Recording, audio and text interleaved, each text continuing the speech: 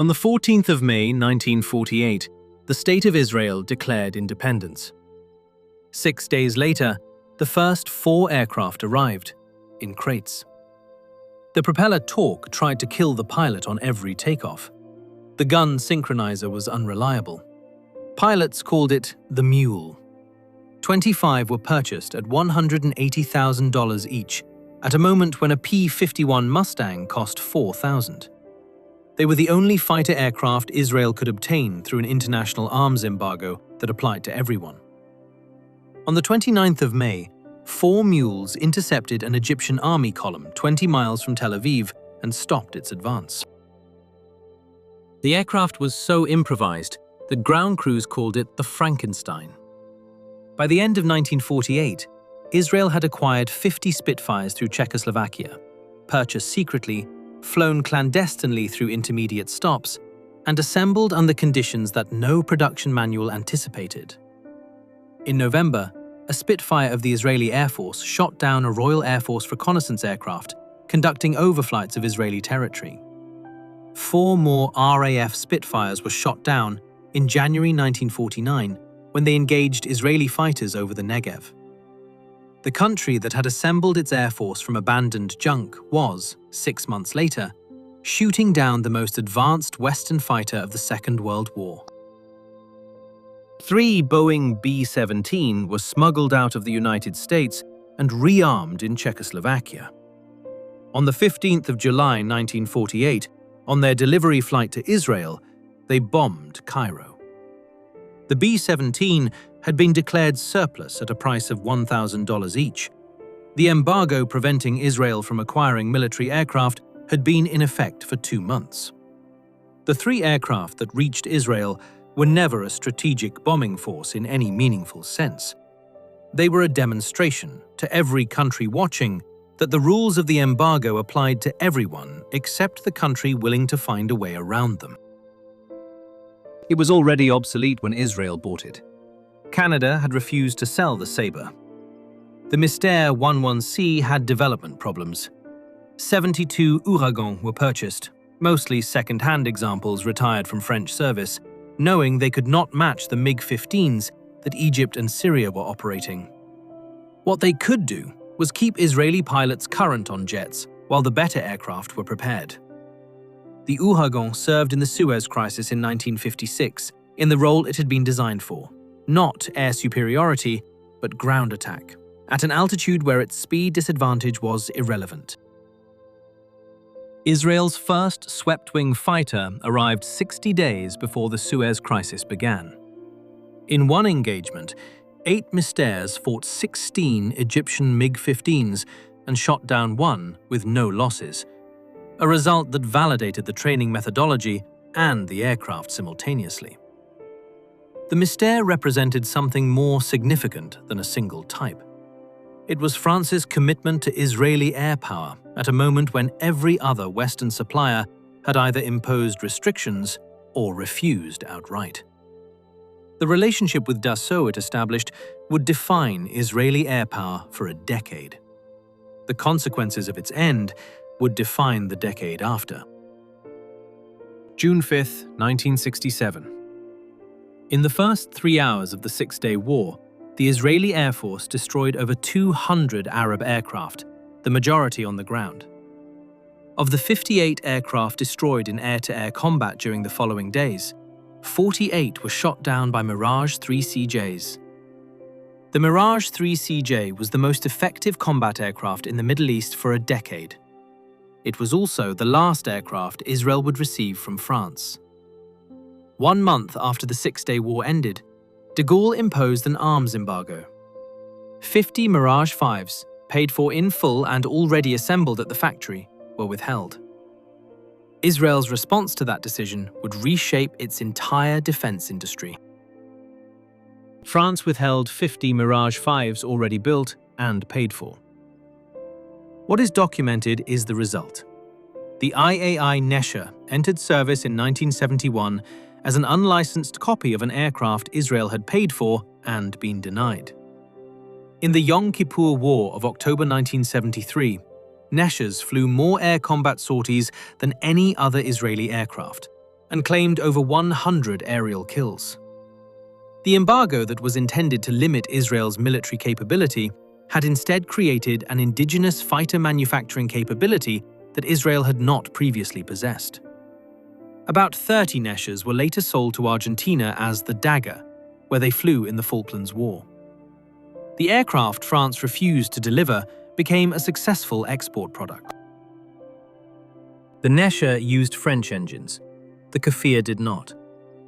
By fitting the Mirage airframe with a General Electric J79, the same engine used in the F-4 Phantom, IAI produced an aircraft that combined the aerodynamic characteristics Israel had reverse-engineered from France with the propulsion technology it had acquired from the United States, without anyone in either country having agreed to the combination. The Kfir entered service in 1975 and was exported to Ecuador and Colombia. The Kfir C7 variant, with canards and upgraded avionics, remained capable enough that IAI was still marketing updated versions 4 decades after the original first flew. Not a copy, not a modification. The Arava was what Israel had not yet produced, an aircraft designed and built entirely at home. First flown in 1969 and produced until 1987, the Arava was sold to 20 countries, including Mexico, Ecuador, Colombia, and several African air forces. Not because it was exceptional, but because it was reliable, available, and backed by Israeli maintenance support that larger manufacturers did not provide to small customers. 36 were built. The strategic significance was not the number. It was the confirmation that Israel Aircraft Industries was no longer a modification shop. It was an aircraft manufacturer. The industry that France had inadvertently helped create was now producing original designs and selling them internationally. Israeli modifications transformed the standard A4 into the AHIT, a distinctive additional avionics hump behind the cockpit, Israeli ejection seats, a completely rebuilt electronics suite, and weapons integration that the original Douglas specification had not included. The modifications were extensive enough that the aircraft IAI produced was, in measurable ways, more capable than the one it was derived from. 60 Skyhawks were lost in the Yom Kippur War. The AHIT program demonstrated for the first time at scale the method Israel would apply to every American aircraft it subsequently acquired. Accept the airframe, replace everything else. Soviet-supplied surface-to-air missiles were downing aircraft faster than the tactics written for them could compensate.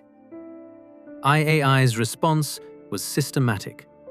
New electronic warfare equipment, improved radar warning receivers, countermeasures that had not been part of the original Phantom specification. The modified F-4 that fought in the Yom Kippur War was a different machine from the one that had arrived 4 years earlier. By the end of the Kurnas's service life, it had been so thoroughly rebuilt that IAI marketed the result, the Kurnas 2000 upgrade, as a new aircraft. The Phantom Israel flew in 1973 shared a designation and an airframe with the American original. The systems inside bore an Israeli address. The IAF designation was Baz, Hebrew for Hawk, and the aircraft accumulated an air combat record that remains unmatched by any fighter in the history of operational aviation. 97 confirmed aerial kills in Israeli service, 0 losses in air-to-air combat. In the 1982 Lebanon War, Israeli F-15 destroyed 82 Syrian aircraft in a single afternoon. The F-15 Baz reached these results through the same formula the IAF had applied to every Western aircraft. Israeli avionics, Israeli weapons, Israeli tactics developed for Israeli conditions. The airframe McDonnell Douglas had built to be the best air superiority fighter in the world became, in Israeli hands, the aircraft with the best combat record of any fighter ever to enter service. The Lavi's fly-by-wire flight control system, active canard foreplanes, and advanced composite construction produced handling characteristics that test pilots described as exceptional. In August 1987, the Israeli cabinet voted to cancel the program. The margin was 12 votes to 11. The United States had made clear, through channels that left no ambiguity, that continued American funding of Israeli defense programs was contingent on a decision that did not place the Lavi in competition with the F-16. The aircraft Israel had built to demonstrate that it no longer required American fighters was cancelled because Israel could not afford to build it without American money. The technology survived. The aircraft did not. If you want to go deeper on the conflicts and engineering decisions that shaped this story, CuriosityStream has some of the best documentary coverage available. Use code DVSU25 for 25% off. Link in the description. In June 1982, Israeli F-16 and F-15 destroyed 19 Syrian surface-to-air missile batteries in the Bekaa Valley without losing a single aircraft. The Scout had entered service in 1979 as the first purpose-built military surveillance drone to be used operationally in the modern sense. Not a target drone or a modified aircraft, but a system designed from the outset to observe, transmit, and survive in defended airspace. The Bekaa Valley operation was the first demonstration, visible to every military in the world, that air defense suppression could be conducted with unmanned aircraft. Every drone program that followed owed its conceptual framework to what Israel proved in 1982. The Scout could transmit still images. The distinction between the two systems was not immediately obvious from specifications on paper. It transformed the operational concept entirely. A still image required interpretation after the fact. Live video allowed a ground commander to watch events unfold and direct fire accordingly. The United States Marine Corps acquired Mastiff technology in 1984 after observing Israeli operations in Lebanon, and the data link system at the core of the Mastiff became the foundation of the Pioneer UAV program that American forces would use in Desert Storm. Israel had invented real-time unmanned reconnaissance. It then sold the concept to its supplier. In 1986, the United States Navy purchased Pioneer UAVs from Israel, an arrangement that inverted the standard direction of American-Israeli military technology transfer. During Operation Desert Storm in 1991, Pioneer systems flew over 800 combat missions, providing real-time intelligence that ground commanders described as transformative. Israel had been flying combat missions with operational drones for nearly a decade before Desert Storm demonstrated the concept to the American military in a way that could not be ignored. The technology Israel had developed under arms embargo had become the foundation of American unmanned warfare doctrine. When it entered service in 2010, it represented the culmination of a development path that had begun with the Scout's first operational flights 30 years earlier. By 2013, Israel had become the world's largest exporter of unmanned aerial systems, selling to 49 countries. The air forces that had supplied Israel with aircraft in the 1950s were, 50 years later, buying Israeli unmanned systems. India purchased Heron ones. Germany leased them for operations in Afghanistan. The country that could not afford to buy its own fighters in 1948 had become, by the second decade of the 21st century, the primary supplier of drone technology to the Western world. Not a reconnaissance aircraft, not a bomber. The aircraft is the missile. There is no recovery. The concept dissolved the boundary between missile and drone that had defined unmanned systems since the Second World War, creating a category of weapon that existing arms control frameworks and military doctrines had not anticipated. Azerbaijan used Harop systems against Armenian air defenses in the 2020 Nagorno-Karabakh conflict, with results that forced a complete reassessment of how contested airspace is managed. The weapon Israel had developed as a replacement for conventional anti-radiation missiles had become, in the hands of a foreign military, the instrument that redefined land warfare for the next decade. India paid $1.1 billion for 3 aircraft. The contract that attracted most attention was not the Indian sale, but the Chinese one. Israel signed an agreement in 1999 to sell Falcon systems to China. The United States objected with sufficient intensity that Israel cancelled the contract and reimbursed China $350 million in penalties. The episode illustrated a constraint on Israeli defense exports that no amount of technological capability could overcome. That Israel's access to American military technology and the American political support that underpinned Israeli security placed limits on what Israel could sell, to whom, at any price. 25% of the systems in a standard F-15D were replaced with Israeli equivalents. Different electronic warfare suite, different data link, different countermeasures. The result was an aircraft that McDonnell Douglas could not have supported independently, because the systems inside it were not McDonnell Douglas systems. 25 were delivered between 1998 and 1999. The Ra'am has been used in operations across the Middle East that the Israeli government has acknowledged in some cases and maintained ambiguity about in others. What is not ambiguous is the principle it represents, that Israel does not operate American aircraft. It operates Israeli aircraft that happen to be built around American airframes. 100 F-16s were delivered between 2004 and 2009, the largest F-16 fleet outside the United States. The Sufa differed from any standard configuration in ways that Lockheed engineers had not designed. Conformal fuel tanks that increased range by 40% without external drag penalties, an Israeli electronic warfare system, an Israeli helmet-mounted display, and weapons integration for Israeli-developed munitions. The F-16I was specified, in part, to carry the payload and range required for a potential strike on Iranian nuclear facilities. The aircraft that the United States designed as a lightweight air superiority fighter had been transformed, through Israeli modification, into a long-range precision strike platform. The modification program cost more than the purchase. The Falcon had proven the concept of Israeli airborne early warning.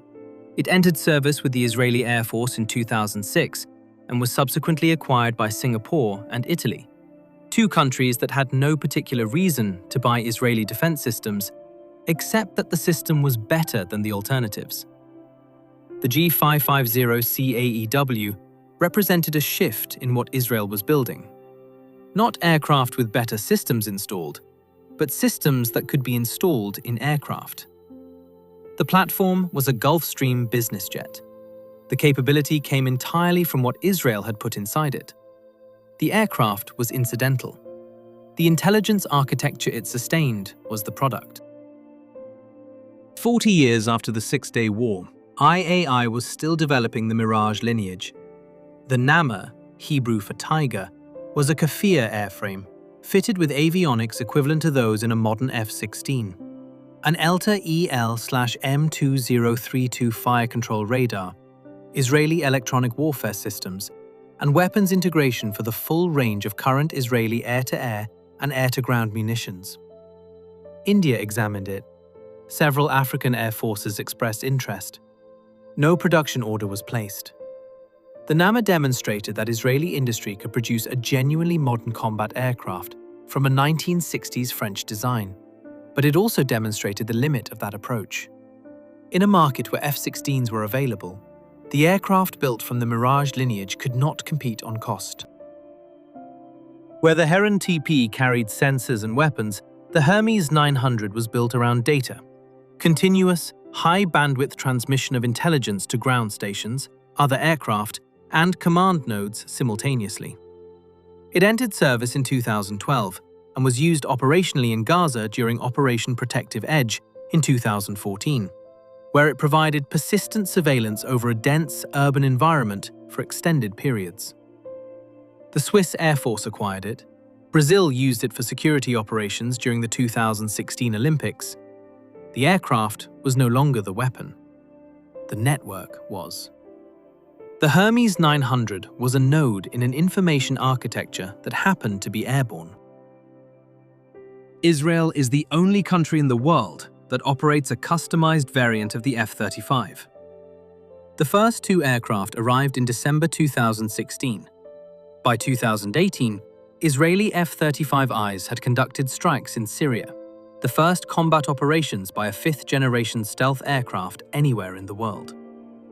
The country that had assembled its first fighter from Czech-built German parts in 1948, under an embargo that the entire international community had agreed to enforce, was flying the most advanced military aircraft ever built, and had modified it to Israeli specifications. The Avia S-199 and the F-35I Adir are separated by 69 years, and every stage of this story